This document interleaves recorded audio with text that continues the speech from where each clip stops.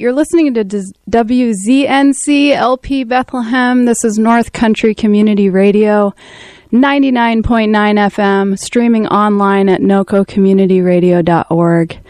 This is Amanda McKeen. You're listening to North of Normal, and today I have Nic Delaney here with me as our special guest. And before we get into Nic's background and story, just want to kind of start out by reminding listeners what this show is all about, why we're here. Nic, do you know why we're here? A little bit, but go ahead and explain further. Okay. So a couple months ago, probably back in December, I had been really wanting to be integrated into the community here in Littleton, and I've been here for 6 years now, but just really struggled to figure out who was who in the community. It's really easy to be hidden here. It's you can be very you can live your life in secret up here, and I did that for a while, but decided that was no longer serving me. So I started meeting some really fantastic people in my efforts, and I realized that their stories were not being shared, and I wanted to create a platform where people could learn more about who's here and their amazing stories and why they're here. The why is so interesting to me. And so finally found this opportunity here at the studio, and it was just so aligned. The values of North Country Community Radio just are so in sync with what I'm looking for, highlighting our community, elevating the people and the businesses here, and making sure that people feel seen and heard. So we launched this show. I think this is my 4th episode, so it's been a month, and awesome. It has been so much fun. I'm reliving my childhood every Tuesday. When I was a kid, I would use a tape recorder, and I would record myself, and I would pretend that I was a talk show host, and it was so much fun, and my siblings and I would listen back to it and laugh and just be really silly. We do have moments of silliness here, but it really is such a dream come true to be able to do this and to help our community know each other and connect in deeper ways. So each week I have a guest hopefully signed up, and they get a chance to not only share their story but share their music, what they like to listen to, and also share what they're passionate about. So even if it's somebody that doesn't own a business, they don't have to be a business owner, they're just part of our community, and how they choose to show up in the world is what we want to showcase here. That's great. Yeah. So, Nic, you are guest number 4. I'm so glad you're here. Thank you for saying yes. Absolutely. Yeah. Thanks for asking me. Yeah. I know I really didn't hear about you until, was it 2 or 3 months ago, maybe. I was working out with my friend and complaining about some physical ailments that I had, and she said, "Oh, you should go see Nic Delaney at Eden Wellness." And I was like, "Who? Where? What?" Just hadn't noticed, and I just hadn't seen you yet. And so I found you, contacted you through your website, and then had the opportunity to find your office. And that was a little bit of a challenge too, but now I know where it is, and I saw your sign is up. The sign is up. Yes. So let's, where do we want to start, Nic? Let's imagine that the listeners today also don't know about you. They haven't heard about you yet. Yeah. Where do we start? I think a good place to start would be maybe some of my background. I'm not a local. You're not? Well, not originally a local, I'll put it that way. Okay. Transplanted here. And so a little bit of my background. So I grew up in a small town in Nebraska. And I joke with a lot of the locals that after kind of hearing their stories that I grew up doing this very similar things that they did. I grew up hunting, hiking, fishing, camping, running a trap line with my dad in the winters. Nice. So very blue collar kind of upbringing in a small rural community. And then life took me on some grand adventures. One of those being going into the medical field. And that was due to my wife, who's a nurse. And what's her name? Nic Delaney. Angie. Yeah. And so she's a labor and delivery nurse now. She had done, I think, over 10 years of neurosurgery before switching into labor and delivery. But when we were early married, she convinced me to stop climbing cell phone towers and to go to college. Okay. And through that process, ended up doing my undergrad and then moved to Houston to do grad school. And then after being in the big city, I had a passion and desire to go back to a small rural environment, but couldn't do cold and flat anymore. So wanted to do cold and mountains and ended up through job search here in Littleton. Really cool. Yeah. Can we go back to a couple of the things that you brought up? Absolutely. Okay. Cell phone towers. Yes. That is unusual. I don't meet a lot of people that do that. So can we talk about what that job was like? Yeah, it was a wonderful opportunity. So, would have been my mid-20s. I'd started a handyman construction business, just trying to figure out what I was going to do with my life. And so was doing that for a while. And a friend of mine I had touched base with him for a while, and all of a sudden he called me out of the blue and said, "Hey, I was given your name. Would you be interested in climbing cell phone towers for me?" And I was like, I never thought about it. Like you, I hadn't even heard of it. I mean, I knew people that kind of did that theoretically, but didn't know anything beyond that. And so I jumped on the opportunity to help my my good friend grow a business. It wasn't the first time I had left one position to help an acquaintance or friend. Okay. And so for about 2.5 years, I was a cell phone tower kind of insurance auditor and inspector. So my job was to climb the towers, to inspect a certain number of bolts on the tower, to record at what heights each of the companies had their equipment, how much equipment was on the tower, to take pictures. And then at even times, we would have to straighten the towers if they were out of alignment and all that. And so got to travel all over the United States. It was kind of a different hotel room every night type thing. Yeah. But in awesome ways, just amazing physicality as far as work, but then also the mental, because you had to really be thinking of what you were doing. It wasn't anything you could, of course, slack off on. Right. So you can't just go on autopilot on those things, right? Correct. Yeah. So I'm imagining that you had a harness and you had some climbing techniques that you used? Yeah. We always had to be harnessed up. It was kind of a surprising thing to learn that with cell phone towers specifically, it is one of the most dangerous jobs in the U.S. I think it's that and crab fishing. Yep. And so if we were ever caught by OSHA, it was I want to say at minimum $1 million fine for the business owner and $100,000 fine for us as climbers if we weren't using our safety gear. Oh. And so it was one of those, I didn't have that type of money, and my boss was like, I don't have that money to just give the government either. So he was really awesome about always giving us the latest, greatest, best equipment. Yep. We never lacked for safety and all that stuff. And he always said, I'd rather have you be safe and not finish a job than to be unsafe just to get her done. Yeah. So, so. How did the weather impact that job?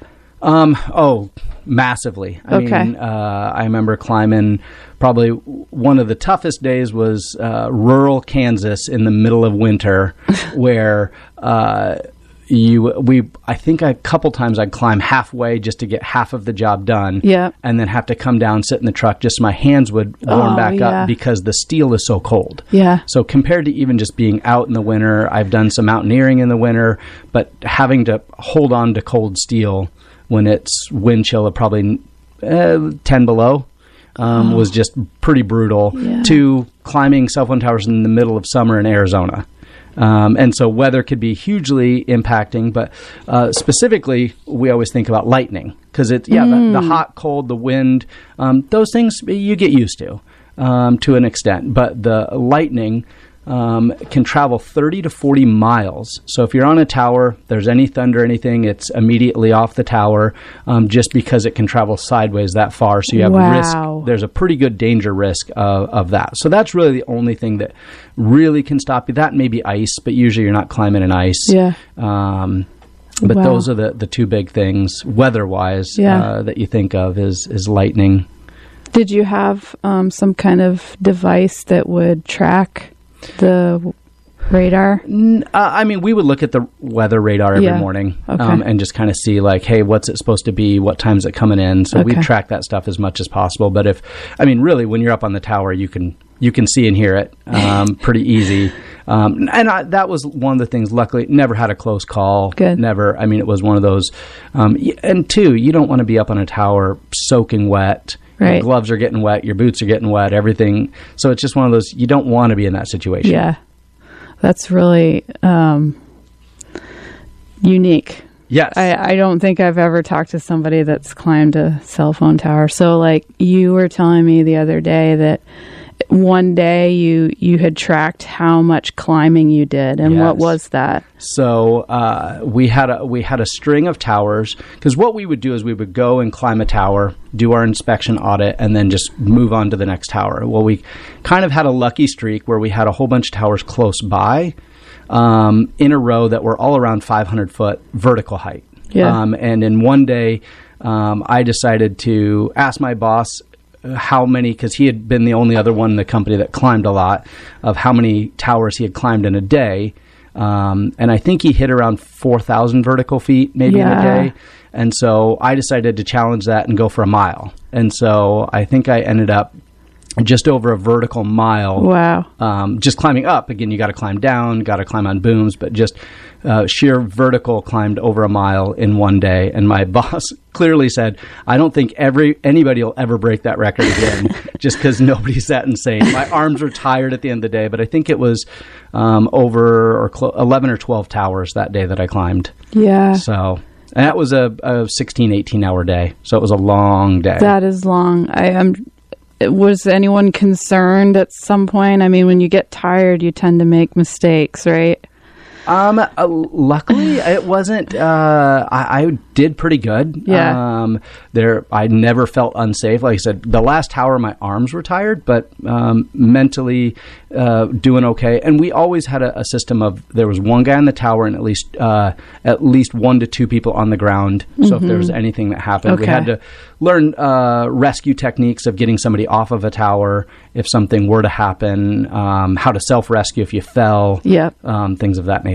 So, you never had to use those skills? Nope, never had to use them. That's fortunate. Yes, very fortunate.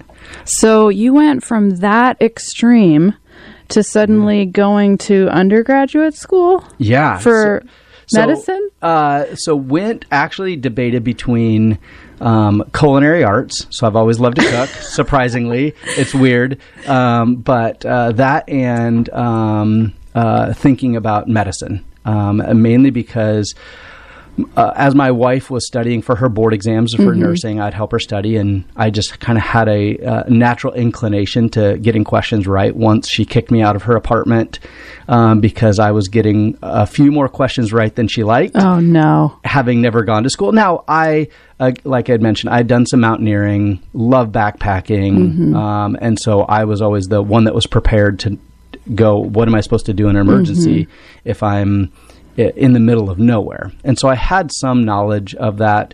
High school, one of my favorite classes was anatomy and physiology. Yeah. And so while I didn't understand the terms, I could easily kind of theorize, okay, what was going on in the body. But she said, well, why don't you go to nursing school? Again, I'm very blue collar at that point, and said, nursing's for girls. So I went to EMT school. And absolutely loved my EMT training, got into paramedic school, but then realized I really wanted to be in the hospital compared to on the truck. So that's when I kind of ate my words, and I kind of joke that you can tell who won the argument because now I have a postmaster's degree in nursing. Yeah. And so, did undergraduate, my bachelor's of nursing science, and then moved to Houston to work in some of the trauma centers and everything there, and because they had a dual program where I received my family nurse practitioner degree and a postmaster's in ER trauma. Wow. That's allowed me to get board certified in emergency trauma as a nurse practitioner as well. Oh, I have so many questions. Let me think first. So Angie was already a nurse. Correct. And now you want to move her to Texas. Was it just the two of you at that point? Just the two of us at that point, yep. Is she also from Nebraska? She is, but all of her family was northern Minnesota. So you want to take her further away from her family? No comment. We'll have to have Angie come on and be a voice here. But so how did she react when you presented that idea of Texas? She is one, we balance each other out well, that she is does not like change, and I love change.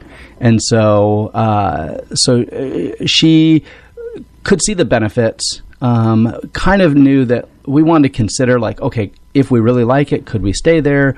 The culture, the people, all that stuff. But then also, I didn't know if that's where we'd end up, but she knew, hey, the plan was I just got to get through grad school. Yeah. So she was able to kind of come along for the ride for at least that portion. Temporarily. Yeah. But actually, while we were there, and I was finishing grad school, she thought, we're going to stay. She was ready to stay in Houston. She liked it? She loved it. Okay. The community she had built and everything like that. But we had, about a year before I was done with grad school, we had our first kid. Yeah. And it just made me think, man, I remember growing up in a small town and being able to run kind of wild and free and have fun and play in the woods. And and I was like, I can't do this city of 8 million and gated communities and all of that. And so that's, what kind of made me shift to leaving Houston. Love the experience. Again, getting the ability to learn from, truly for the emergency trauma piece. A lot of my instructors were the ones that started the American Academy of Emergency Nurse Practitioners. Wow. So getting to learn from some of the best in the field was amazing. Yeah, what a great opportunity. Yeah. But so glad we ended up in a small community. Me too. And she also, there's a theme that whenever we move, she goes kind of kicking and screaming, and then within a short amount of time, she easily is like, oh, I'm glad. And that's similar to what happened when we moved up here. Is it? We definitely need to have Angie on. I want to hear her side of things. Okay, so we talked about Angie adjusting to all of these changes. Yeah. I'm curious if there was a specific thing that happened in your life that you feel like led you into ER trauma. I've always loved helping people. Yeah. Like I'd mentioned, there's multiple times I worked at a bank at one point and left a good position, but it kind of got boring just sitting behind a desk looking at a computer all day. Yeah. Left that to help a buddy with his painting company. All of his guys left him. And so I jumped on board and helped him kind of do that. So I did high-end finished cabinetry kind of finishes and stain and lacquer and all that. Just mainly not because I was passionate about it, but to help a friend. Same thing like what I said with the cell phone towers and stuff like that. As I've always had a desire to help people.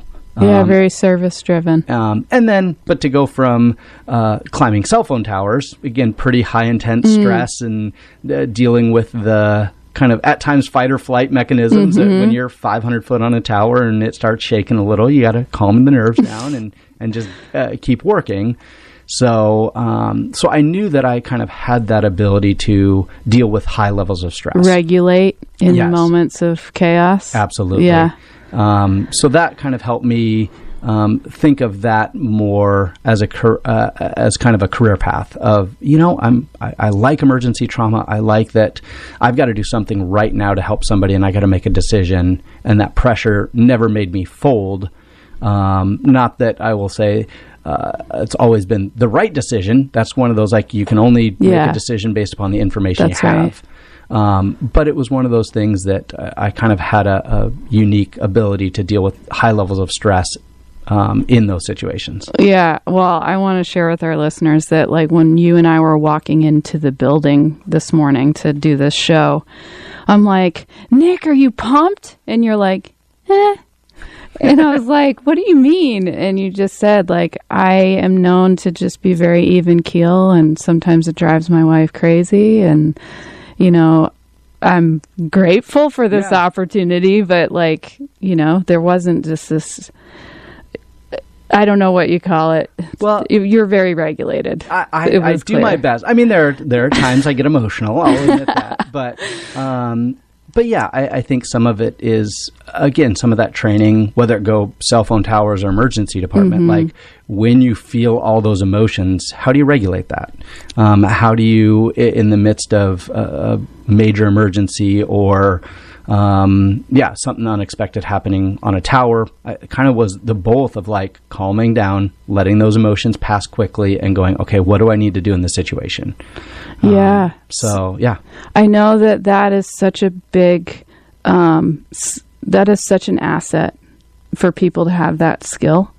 And I, you know, from search and rescue work myself, being around people that have done search and rescue for a long time, I totally recognize that they have that. And it's something that I've always admired when I see it, because I know how strongly I feel my own emotions. And to be able to feel all of those things and just set it to one side, acknowledge them, but set it to one side and be able to function through it is just, it's a superpower, because it enables you to keep moving forward and to keep your head about you. Yeah. So I'm curious if you have any tips or tricks that our listeners would find helpful that maybe are trying to like improve that skill in themselves. Yeah. I mean, the first part of it is preparation. It's that looking at any situation that you might be in or specialty or whatever, being prepared, making sure that you don't go blindly into something. And so one book that I read a while ago was by, and I might mispronounce his last name, Ed Vestis. He's the first, I believe American, but might be first person to climb all of the 8,000 meter peaks with no oxygen. And so he has a book called No Shortcuts to the Top. He was there on Everest in '96 when all the individuals died. Those were his climbing buddies. But he talks about calculated risk, because here's somebody who's climbed all of the highest peaks in the world with no oxygen. And he talks about just being calculated, but also gut feel. Yeah. One of the stories in the book is that he attempts to climb a mountain, just gets to a point, he's with 4 other people, him and another guy just did not feel safe. Yeah. So they turned around, the other 2 guys went, they actually summited it and came back down. It took him, I think, 3 more tries to summit that same mountain because he got shut down every time. And he said, it made him question, should I have just done it the first time or not? And he stopped himself and said, you know what? Getting to the peak is only halfway. Yeah. I have to get down. And if my gut says no, it's a calculated risk. Either way, it's, yes, doing things in life, there's risk. Driving a car has a risk. Yeah. I've seen plenty of automobile accidents, and some minor and some not minor. But life has risk to it. And so it's that being calculated about it, going, okay, I can't avoid risk. Yeah. But how do I take risks smart and wise, and from a standpoint of sometimes great risk comes great reward, but doing it in again that prepared way as much as possible. But then some of it is that gut feel of, okay, what do we need to do? How do we harness our emotions? Emotions aren't bad, but they're telling us one thing or another. They could be telling us, I'll say lies of like, hey, don't do that. That can just be fear-based. It can be. Compared to risk-based. Yeah. And I think there's a big difference there between operating out of fear versus pushing forward even though there's a risk. So I heard be prepared and listen to your gut. Absolutely. Yeah. Awesome advice. And I'm going to add to that because I think that you don't know until you practice. Yeah. And you have to practice these situations and learn from them. So you have to actually pause and reflect on the decision you made, the outcome that it had, and what it felt like in the moment to start recognizing whether it's fear-based or it's calculated. Absolutely. Right? Well, and then even not being afraid to fail. I think that's a big thing that it can be a fear-based emotion. Is just, I am afraid to fail, so I won't even take a risk. And I think that personally, I can't live my life that way. It's like, I think any opportunity is an opportunity to learn. And it goes back to that prepared thing of like, okay, what lessons has life taught me, good or bad? That's not, there's nobody that never makes a mistake. Right. So it's like, well, how do I take my mistakes and really contemplate them and think about them and then learn from them to move forward so that I can continue to move forward and take risk and have fun, but in that same calculated way, but going, ooh, that wasn't a smart choice. I've definitely made some of those in my life. I want to hear more about those, but we're going to take a quick break and listen to one of the songs that you picked out. Ooh. Let's start with, you want to start with Death Cab for Cutie? Sure. Okay. So we're going to listen to I Will Follow You Into the Dark, and we're going to take a quick break, and we'll be right back. Thanks for listening, guys.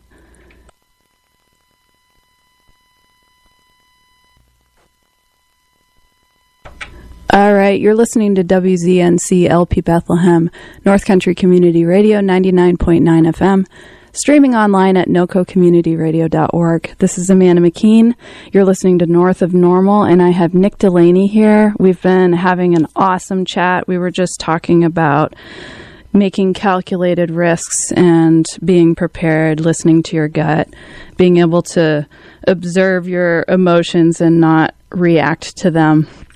Such a good conversation that we've had so far. I really wanted to talk a bit more about Eden Wellness and how you're serving the community in that way, because I didn't know what it was about. And even when I scheduled an appointment with you, I went through this process of filling out this questionnaire. That's very kind of you to just call it a questionnaire. To call it a questionnaire. But, you were really digging deep initially because it was very evident that you wanted to actually help me. Yeah. And you didn't even know me at that point. So I filled out the questionnaire. We scheduled an appointment and I came in, met you, met Angie. Mm-hmm. You guys are just like glowing, like you just have this aura about you. There's so much light and joy, and that was really evident when I stepped in. It's super welcoming. Real quick, let's talk about where your office is. Yes. Okay. So we are located in if anybody locally knows where Miller's Cafe used to be, the third floor of that used to be, I think, Notch co-working space. So it is 16 Mill Street. It's the yellow building right next to the red building of Schilling. And I'm on the third floor. Yeah. So at the time, there was no sign out. And I was walking around and I'm like, I don't know. I don't think they're in Schilling. So nope. I did end up finding you. And when I did, I just was greeted so warmly by you and Angie. You have a really awesome little space overlooking the river. And so we sat down and you had reviewed the questionnaire, the details that I had provided. We talked in depth about my history. You asked some really good questions and I could tell that you were really listening.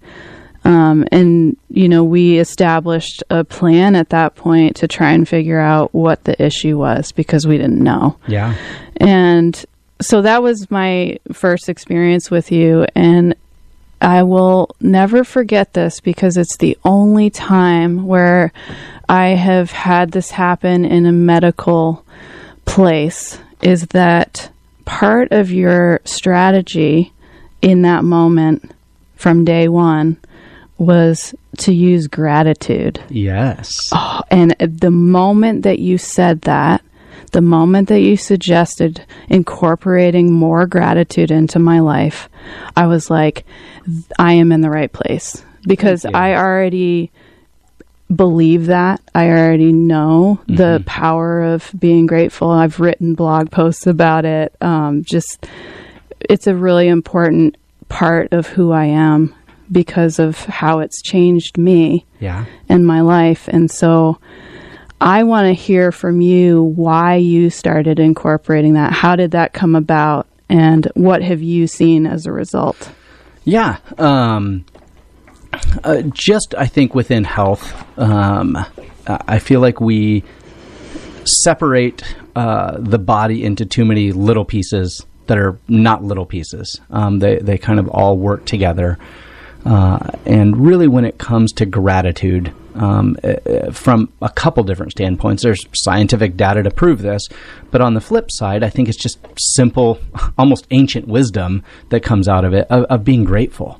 And so from the medical side of gratitude is that when our body goes into kind of fight or flight mode, our body's attuned to responding with dilated pupils, faster heart rate, breathing changes, all these biochemical processes that make us look for negatives. Make us look for negative situations, emotions. Like we're in danger, right? Correct. Yeah. It's like the body doesn't want to scan, we'll say, the savanna, per se, and look for what's normal. It's looking for what's abnormal. And so that kind of gratitude, thankfulness, beauty mechanisms get shut off. We just go into fight or flight mode. How do I survive the situation? And I think that a lot of times in life, we end up just trying to survive life. And I don't think that's a way to live. I think we are built and made to thrive. We're made to enjoy. Now, that doesn't mean lack of challenges or risk or other things we already chatted about. But I think taking, my little thing that I chatted with you, and I pretty much do it with all patients, is to take literally 5 minutes in the morning and think about 3 things you're grateful for. Because what that does is, as you think about those things, as you posture in that mindset of being grateful, it switches the body out of a little bit of that fight or flight. So it's not like, what's the danger of the day and how do I avoid it? It's, hey, wait, I'm going to stop and be grateful. And it starts to reset some of that fight or flight response in our body and just lower that threshold a little bit to getting us out of those, again, fear-based responses, that we can make those calculated risks, that we can make, again, good choices, not just fear-based choices. And so I think starting with being grateful every morning, and it can be the simplest thing. I tell people, you could look out your window and see a tree and go, man, that tree's really pretty. I'm thankful for that tree. And to then ponder, why are all the reasons you're thankful for that tree? It's not anything. It's not a magic pill or anything like that, but it literally biology and chemistry tells us like that gratitude response does change some of those things. That is amazing. I'm guessing that you didn't have the opportunity for that very often in the ER. In the ER, there definitely are moments. I mean, it's one of these things of extremes. A lot of extreme bads, but then there's awesome situations where I've had opportunities to tell people that they're expecting a child and they're excited and overjoyed that their belly pain isn't their appendix, but it's like, no, you're pregnant. And just to see the joy and excitement on people's faces, that was always good. But emergency medicine compared to what I'm doing now is truly, my job is to, when I put on my ER hat, it's to go, okay, what are the most likely things to kill you, and how do I make sure those things aren't happening, or I intervene quickly to stop them progressing. And so the whole mentality is not to always find out what's wrong with somebody. It's to go, what's going to kill you? And let's make sure it's not that, so then you can get to other people to figure out what's wrong. And so, that gratitude piece, it is more responding to, my kind of bad joke was always, hi, my name's Nick, what's going to kill you today? It's kind of the mentality you have to go into emergency medicine with, is to think, okay, what is they're complaining of this, okay, what are all the things that could be associated with that might kill somebody? Yeah. And how do I make sure it's not those? Yep. Whether that be testing, whether that be scans, whether that just be my prepared knowledge, but using all of those tools to make sure, hey, this isn't going to be an emergency. And so, so it is quite different, and was hard to have. Grateful for the job, grateful to serve people, but just the environment and what the job entails is different. Very different. And you had explained to me, because when we met that first day, you gave me a little bit of your history too, and why you're here with Eden Wellness now. And you talked about noticing some gaps in care in the ER that you wanted to fill. Yeah. And that's essentially why you created Eden Wellness. Yeah. It was mainly the thought of, it's well documented, the burnout rate of emergency medicine providers, nursing, all of that is very, very high. Yeah. Just because, again, dealing with that level of stress, but then also, again, thinking, okay, everything's an emergency. You literally are making yourself go into fight or flight in your decision-making every time you clock in. And so, but just noticing, man, there's so much that can be done from a preventative side and or digging deeper. Because emergency medicine, again, my role was to think, what's going to kill you? You come in with belly pain. Okay, is it an infection? Is it an obstruction? Is it kind of the normal, kind of go down the list? If it's none of those things, a lot of people still left with belly pain. Yeah. I didn't know exactly what it was. My diagnosis was abdominal pain because it wasn't an emergency at that point. I ruled out all the things that were life-threatening, but it meant there needed to be more investigation. Yeah. And so really with Eden Wellness, it's kind of that jumping into, okay, what are the other possibilities? What are the other things, even that at times standard medicine might not have all of the I don't want to say same data, but from my, I'll say, standpoint is to look at the acknowledgement of what they call the N of 1. So I don't need a 10,000 person study to tell me, okay, what's the likelihood this medication will work? Really trying to look at the individual, the person, what's going on, even back to the fight or flight response. There's a significant thing of if people are holding strong emotions and they're not dealing with their emotions, can cause abdominal pain. It can cause distress and actual physical symptoms because of a psychological condition. Well, in standard medicine, even in the ER, it's like I didn't have time to get into that with somebody. I didn't have time to really dig into that. Yeah. There's if you look online, the amount of studies that have been looked at for the gut microbiome that is super complex. We're still figuring it out, but the little nuances of that it's one of those, hey, if everything has been ruled out, they're not finding anything, let's say a disease process, but you still have symptoms, you're still not feeling good. It's like, okay, what can we do to dig deeper? Yeah. And so gut microbiome testing is one of those things. It's like I do, just to look at, okay, you're an individual and your microbiome of your gut that deals with neurotransmitters, deals with digestion, absorption of nutrients, all these different kind of things is unique to you and only you. And so if there's discomfort there or dysfunction there, okay, well, let's try our best to investigate. Even if these tests aren't perfect, they at least give us some data. And then what can we act upon with that data is really what I do now. Yeah, it is what you do. And that's one thing that I have really enjoyed being your patient, is that I have access to my own data at such a deeper level. I have an app on my phone, and I am testing my hormone levels, and it's been so cool to see that, and hopefully next week when we meet again, understand what that all means. Yeah. But that wasn't something that was offered to me ever. And I love that you have options, like we're ruling out things right now. We're understanding the deeper issues that may be going on, and that just gives the patient so much more power. You're giving power back to the individual. Absolutely. Well, and it's that thing of, at the end of the day, I view my role in this as a very educated guide.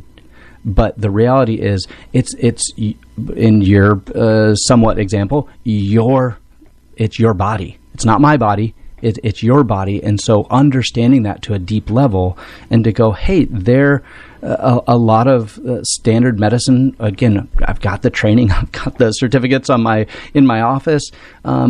It's looking at from a large public health standpoint to say, okay, how can we help the most amount of people? And it's awesome. And most of the time it works.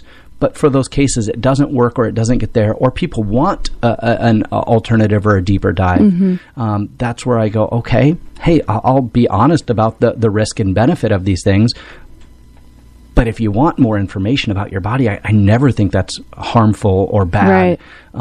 And I want to operate as a guide to help people kind of go, how is your body unique? And sometimes for certain individuals, it is going through, hey, we've done all these tests, we've corrected some imbalances, but you still have things. Then it's that kind of back to the gratitude thing. Hey, how are your emotions? Have you dealt with things? Are you holding on to things? Because if you aren't dealing with those, we got to look at that as a real possibility. Yeah, that's true. And really using medication, because I still prescribe medication. I'm a board-certified licensed nurse practitioner, so I still prescribe things. So it's not anti-medicine. It's not alternative medicine, because I don't feel like it's an either-or. It's I'm a team member in the whole system to really help people really dig in deep if they want that. I think that's a good way to put it. Thank you. Well done. What other, like you talked about, obviously being able to study our gut microbiome. I mentioned hormones testing. What other things do you typically help people with? Yeah, great question. Some of it would be like nutrient status. So over the last 50 years, a lot of research has showed our food is just not as nutritious as what it was. So even if you're eating an apple today is not the same as an apple in 1950 as far as what nutrients are in that apple. And so really looking at, okay, based upon the diet you're eating, are you getting enough nutrients? Magnesium has over 300 mechanisms in the body. And so it's like if you're low on magnesium, that's going to be a problem. You're going to have some level or potential level of dysfunction there. Yeah. Now, it could be subtle. It's not going to be you're not at a disease state, but it's one of those things I have to at least consider.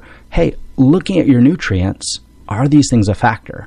Looking at one case I can think of, somebody who had dealt with some mental health issues, some anxiety, depression, had been on and off meds, didn't really like the side effects of them, and so we dug really deep, looking at their genetics. So that's one thing I do is I'll look at genetics, looked at their nutrients, and kind of came to the conclusion they had a copper-zinc imbalance. So there's a certain ratio that the body wants to have copper and zinc ratios. One thing, this person's symptoms started when they were pregnant. And so pregnancy, of course, uses lots of zinc. And so that ratio got off. And so as we've corrected that, their symptoms have gotten better. Oh, that's amazing. And so it seems like a little thing, but it's just kind of going back to biochemistry and going, wait, how's the body supposed to work? Yeah. Hey, yes, an antidepressant is needed in certain circumstances, but sometimes it's going, hey, if that gives you such bad side effects, you're not suicidal, we're not in that emergency state where we need something that works fast. Okay, now we have time to kind of really dig into some of these things. Yeah. And like with the genetic test, I kind of use the example of it tells me what engine is in the car, where all the other tests tell me how fast the car is running.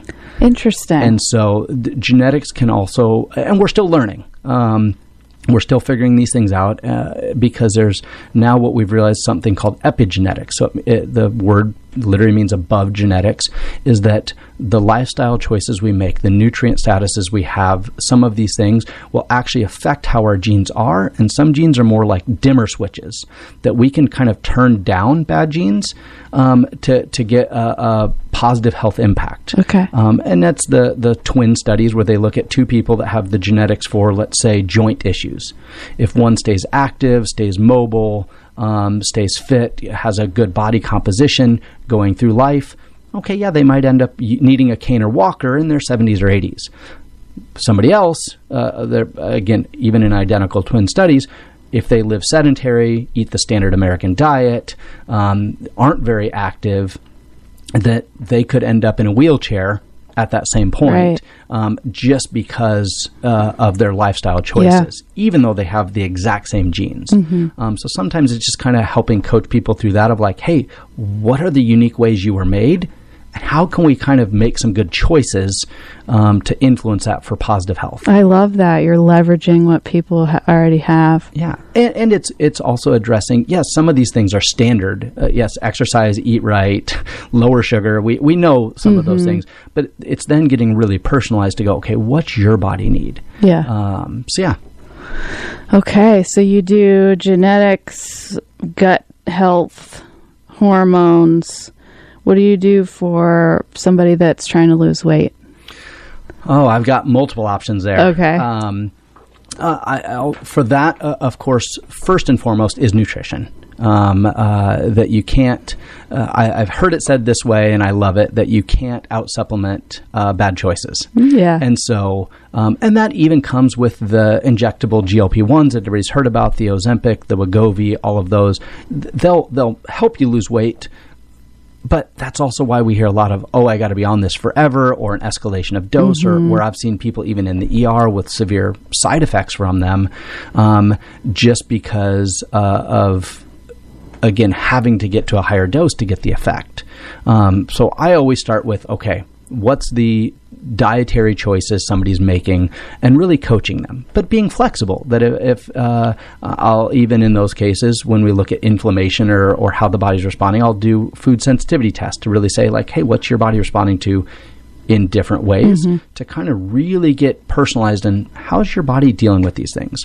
Now, again, they change, and they're not perfect studies and tests, but it can give us, again, more information on somebody's unique makeup versus another person. Yeah. But there are tenets of diet, that are true. Good amount of protein intake, lots of fruits and vegetables are always good. Lower carbs, again, pretty simple.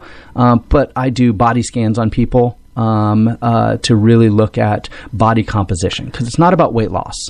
That's a myth, because if let's say put somebody on one of the newer injectables everybody's heard of, they lose weight, great, but from a longevity medicine perspective, if they have lost muscle mass, they've actually lost some capacity for longevity, because maintaining muscle mass through as we age is super important. Yes. And so if we lose that muscle mass over a number on a scale, okay, that's bad. Yeah. So in any of the strategies I use with people, whether it be the herbals, homeopathics, or the injectables, it's really monitoring very closely what changes are we seeing in the body. Because if we're not seeing fat loss and we're just seeing muscle loss, okay, are we addressing hydration? Are we addressing protein intake? If we're continuing it, I actually stop people on some of these things because I want to maintain muscle mass. And so I really don't look at it as weight loss. It's body composition. Okay. It's how much fat do you have versus muscle mass versus bone mass and lean mass. And so I look at those things, not just, hey, what's your BMI and what's your weight on a scale? Right. Because it can be deceiving. So can we talk real quick in case people have no idea what you mean by a body scan? Because I can imagine some people thinking you just sit there and look at their body. Yeah. What is a body scan? Yeah, so I have a 3D body composition scanner. It uses basically infrared light, so the same light that's in your remote control of your TV. And it creates a 3D image of your body. So you stand on a little scale, it spins you in a circle, and basically takes a picture of you in a sense. Then once it has those thousands to millions of data points of that image, it uses AI to then compare that to DEXA scans. So DEXA scan is a CAT scan that actually looks, a lot of people have heard of it for bone density. For bone density, yeah. But there's other data that can be obtained from a DEXA scan, one of those being body composition. Okay. To actually see, okay, how much muscle versus fat does somebody have? What's the visceral fat, which is the really bad fat, that's fat on your organs, that has a very direct correlation with negative health outcomes. So what my scanner does is very safe. I mean, a pregnant person could get scanned because it doesn't have any radiation like a DEXA scan does, because a CAT scan does expose you to some levels of radiation. So this is just the external picture, and then AI kind of comes in and compares that to thousands of data sets of internal pictures with DEXA scans to then come up with its best estimate of what does the internal structure of your body look like based upon your external findings. And so it's safe. It can be done multiple times. It's not perfect. I mean, I heard from somebody, it was kind of a good one. The only way to have perfect body composition scan is an autopsy. Yes. Nobody wants that done. Yeah. And so it's not perfect. But it does give us a good idea when we're trying to hit certain health goals, whether it be performance optimization, whether it be body composition / weight loss. It really gives us that idea of like, hey, what is going on in the body in the most safe way to measure it, but then also to track it and trend it to make sure, hey, we are moving in the right direction. Yeah. Do people, like, when they're going to do this body scan, do they get to keep their clothes on? Yes. Okay. Yeah. Now, it is one of those things that for most men, it's boxer shorts. For women, it's kind of form-fitting, either leggings or shorts and a sports bra is the best, just because, again, if we have something that's compressing or really tight, or the opposite, something really loose, it's taking external pictures. So if we don't get a really good idea of what your body looks like, then the results are going to be misinterpreted. I think the real benefit here, even if the numbers aren't perfect, which you already said they're not, is establishing the baseline. Yeah. Because if we don't know where we are, we cannot decide that we've arrived at where we're going. Yep. Well, and even when I started doing scans on myself, it was one of those things that, and the company's data on this was the same thing, but nobody sees themselves in 3 dimensions. So nobody can see what they look like from the back. Right. And so it was like, oh, it's interesting because you physically get to see a 3D rendering of yourself. And so when it's like, oh, that's what I look like from behind or from the side, or like, I just see like my head in the mirror and that's it. And the rest of it I kind of ignore. Yeah. But it gives you just a realistic, like, where are you? Yeah. It's not shaming. It's not anything, but just to go like, hey, where am I at? Yeah. And are you meeting your goals? Because that's really what I want to get people to do is like, what are your health goals and how do we meet them? In using multiple modalities. Yeah. With, again, some of them, it's really about informed consent to say, okay, hey, like with a injectable GLP-1, like Ozempic, we'll say. I don't use much of it, but like something like that, though, it's going, hey, what's the risk and benefit of this? Versus something more natural, versus just diet and exercise, and making that decision together in a shared decision-making format compared to just, okay, this is what we're going to do and go forward. Yeah, you're truly being a teammate. Absolutely. Cool. We're going to take another music break. How about some Jack Johnson? Sounds great. Okay, we're going to do Upside Down, and we'll be right back. All right, you're listening to WZNC LP Bethlehem North Country Community Radio 99.9 FM, streaming online at nococommunityradio.org. This is Amanda McKeen. You're listening to North of Normal, and I'm here with Nic Delaney. Nic has been with me for the past hour, and we've been chatting about all kinds of interesting things, health-related, cell tower-related, emotions, relationships, all kinds of things. It's been a very interesting hour. And Nic has agreed to stay on for a little longer. Thank you. Absolutely. We've got a couple of other things that I definitely want to talk about with you. So we've talked about Eden Wellness, but what people don't know is something new that you're starting very soon. Yes. So let's talk about that. Let's go for it. Go. Yeah, so I think after being up here, truly in a beautiful part of the country, again, with cell phone towers, had the opportunity to travel to many different areas around the U.S. and just realizing this hidden gem of kind of the White Mountains in Littleton. I know off air we had chatted about that before, of just how, I know you'd said you've been here 6 years, I've been here 9 years, that it just, around that time, it was like, how does nobody know about Littleton? Just this little awesome town in the mountains that felt hidden and tucked away. I think the word has got out a little bit. Yeah, a little. A little. If you just go up on Main Street, you'll see. But even in that way, it's exciting because this is just an awesome area. And so really, and we kind of touched on it earlier, just my heart and passion to serve, and even in other kind of seasons and all that, leaving certain positions to help other people, small business owners, things like that. I just have a passion of serving leaders in that way, and looking at people that are trying to make a difference in the world. As I've had different leadership opportunities and challenges and things of that nature, and even emergency department, burnout is real. Yeah. And so, especially for these people that are trying to make a difference in the world, burning out. I've had friends and colleagues that have kind of experienced and walked through that. I've walked through it myself, going, man, we live in this beautiful area. There's all these things that can be done health-wise, longevity-wise, to support people. Why not find a way to have people come to this beautiful part of the country and enjoy the blessings that is in our backyard? I just saw this morning an article that rated the White Mountains section of the AT as one of the best hikes in the world. Yes. I think it was on the top 25 list. And so it's just one of those, we take those things for granted. Yeah. And so just went, man, what if we bring leaders to experience this? And it reminds me, though, too, of our history. Realizing that as World War II was ending, that the financial structure of our world right now, global economy, was decided at Mount Washington. Bretton Woods was where the whole financial structure for our world changed post-World War, as they saw the end of the war coming.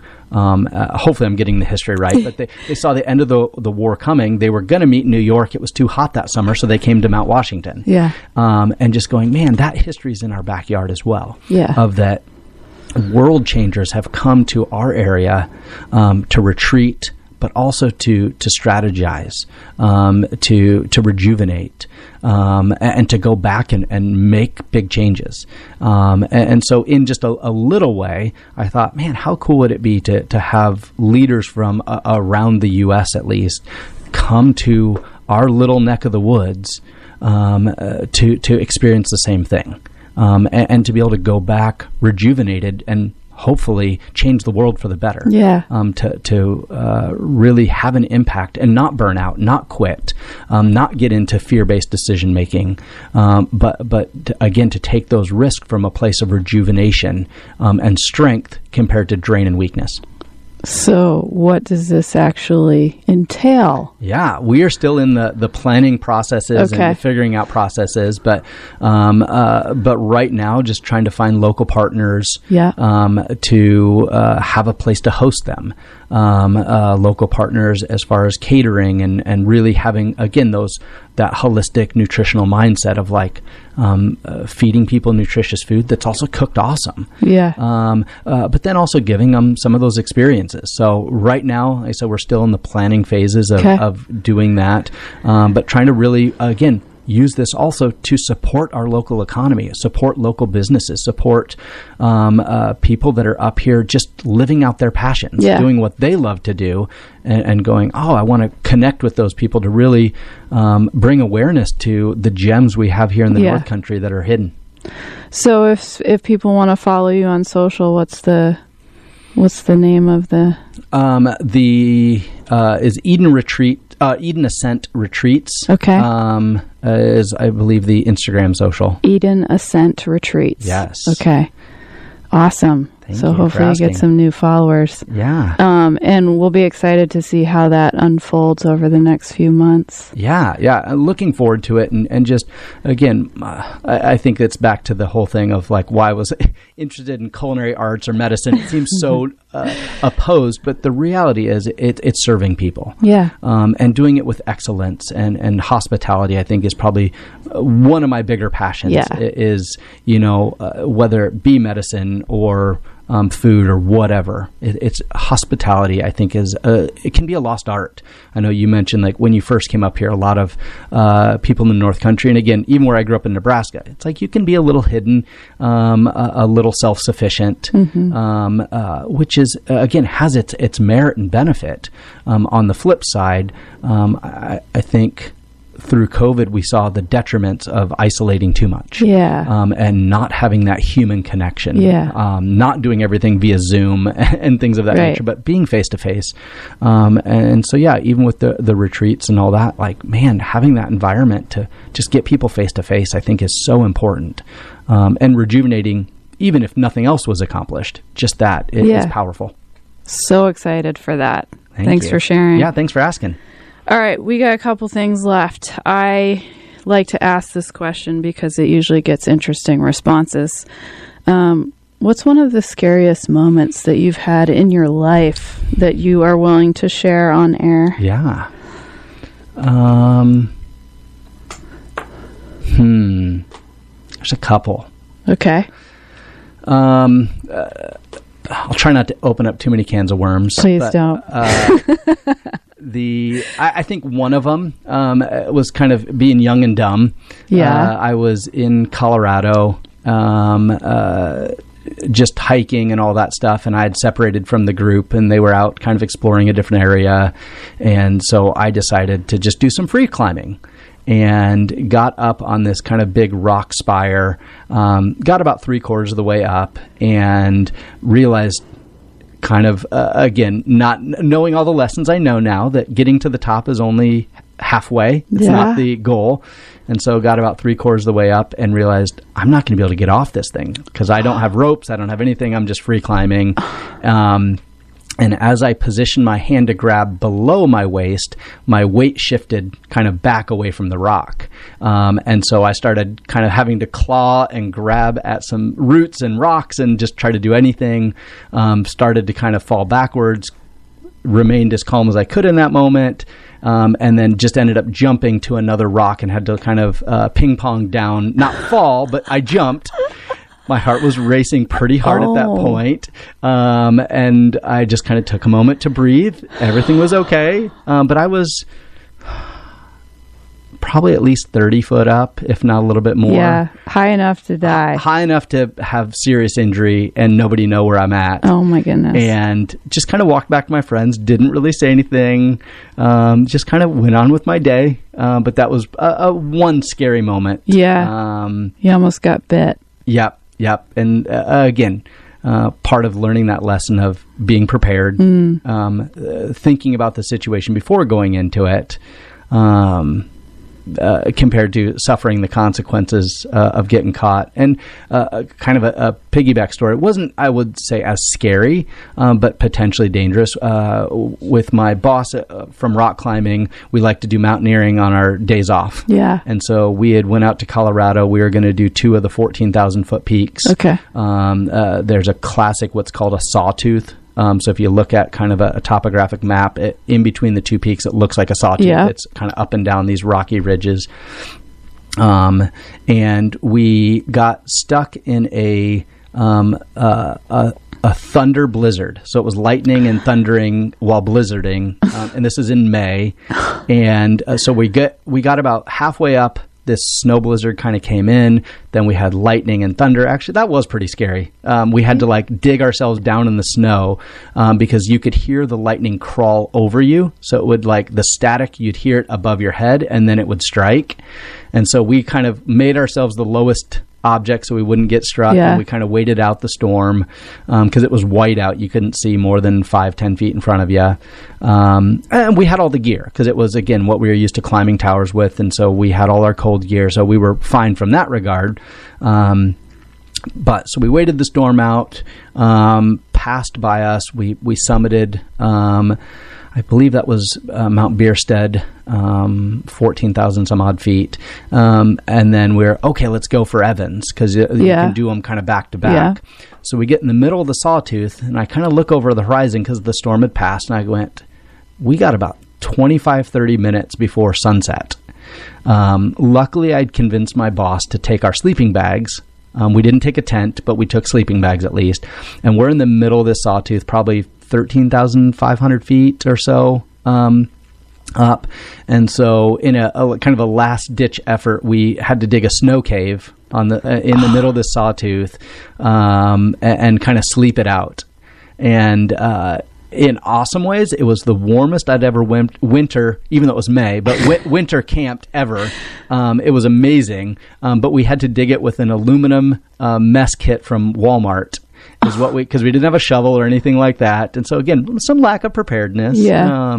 But we dug this awesome snow cave, lasted it out. And then on the flip side of that, when we went down the next day, had one of the most fun experiences called glissading. Oh, yeah. Where you take your ice axe and you use it as kind of a stopping point. Yeah. And just basically slide on your bum. Butt sledding. Yeah. The bowl. So we did have ropes and harnesses, so we did have to climb down into the chute a little bit. So we did some ice climbing, and then glissaded probably a good 1,000 to 1,500 feet down, just using the ice axe, and it was the fastest way to get down to the truck. Were you hooting and hollering the whole time? Oh yeah, it was fun, and we were so sad because my buddy did get it videotaped, and then he had put it on his computer. And then his computer crashed. We lost all the footage. Oh, no. And so we were really bummed that we missed out on that. But the memory will live on forever of like the best kind of, we'll say, sledding experience I had, because there's not too many times you get to, we'll say, do that for 1,000 feet or more down a mountain. Yeah, also you had spent the night up there, so you were probably super pumped to get out. Yeah, I mean, it was, I definitely had some altitude sickness. You did? Yeah. Yeah. I mean, it wasn't the first time I'd experienced it. Luckily, I just had a headache. So it was hydration fixed most of it, and then getting down as soon as possible. But so that was kind of a combo of some scary experiences I've had. Pretty intense, Nick.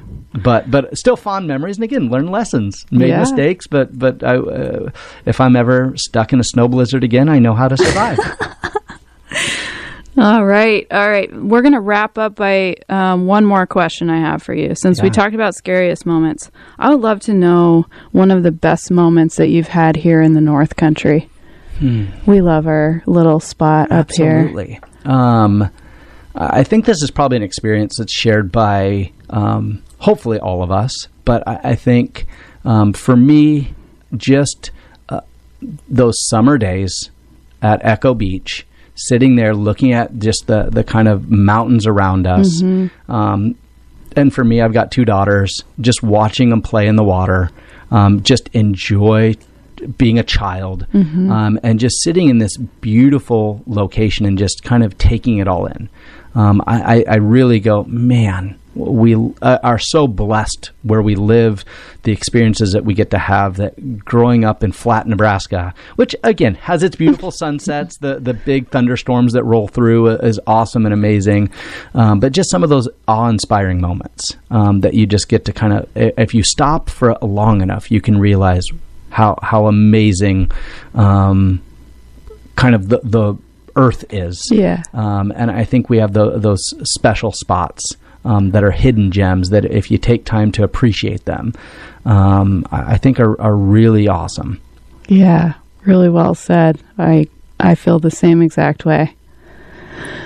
All right, Nick, it has been such a pleasure to have you here. Thanks for asking me to come on. Yeah, thanks for staying a little bit longer so we could hear more. No worries. Anytime. Yeah. So we are going to wrap up this hour with the playlist that you've curated. Okay. So we've got some Dave Matthews. We've got some Green Day, Foo Fighters. Nice. It's going to be a nice mix of things. So for our listeners, thank you so much for tuning in. And next week, we're actually on a break. So it'll be 2 weeks before we're back. And actually, our next guest is someone you know. Oh. Maybe you could introduce her. Her name's Marie Myers. Oh, the wonderful Marie Myers. Yes. Yeah, she is awesome, and I can't wait to hear more about her story. I know a little bit about it, but yeah, it's going to be exciting to hear her journey here, because I know she's, like me, has not originally from here. That's right. And that'll be a fun experience to hear how she got here. from not quite halfway around the world, but a ways away. Pretty far away. Yeah. Awesome. So thank you guys for listening. Nic, thanks once again. Thank you. And enjoy the music.